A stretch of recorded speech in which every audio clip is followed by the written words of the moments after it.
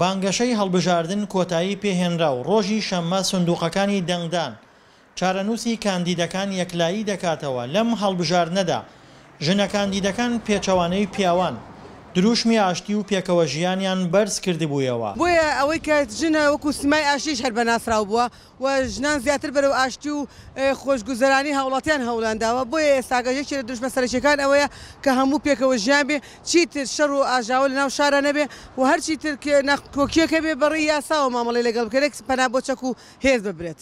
ژمارەیەکی زۆر ژن لە لیست و هێزە سیاسیەکانی کەرکووک خۆیان کاندید کردووە کە ئەوان توندوتیژی تایەفی و مەزهەبی ڕەت دەکەنەوە و دروشمی نا بۆ توندوتیژیان هەڵگرتووە. ئێمە میلەتێکین بڕوامان بە پێکەوە ژیانی ئاشتیانەی نێوان نەتەوەکان هەیە. ڕێز لە ماف و بڕیارەکان دەگرین لەسەر گۆڕەپانی سیاسی ئێرە. دانیشتوانی کەرکووکیش کە لە شەڕ و ئاژاوە بێزار بوون، زەرمەند بوون لە ئاڵۆزیەکان، بۆیە پشگیری دروشمەکانی کاندیدە ژنەکان دەکەن. والله احنا نريد الإصلاح للجميع. ئێمە ئەومان دەوێت کە باشەی هەمووانی بوێت.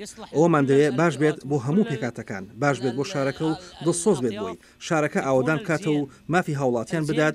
ئەوە لە هەموو شتێک گرنگترە. انتخابات زۆر جوانە، بەس ئەم دعایەکان یەکی خۆی بۆبی ئەوەی دعای دەربکە ناوی دەرەچێتوینی دەرەچ سبعەتی دەرەچێت تەوادانە بەشەر هەیە یعنی شعبیەتی وەقۆتە هینی وەقۆت، بەس ئەم دعایەت هیچ داعی نییە. بزان لە ڕابردوودا کەرکووک گرژی زۆری تێدا ڕوویداوە، بەڵام لەم هەڵبژاردنەدا هێز و پێکاتەکان بانگەشەیان بەبێ ڕوودانی گرژی تێپەڕاند.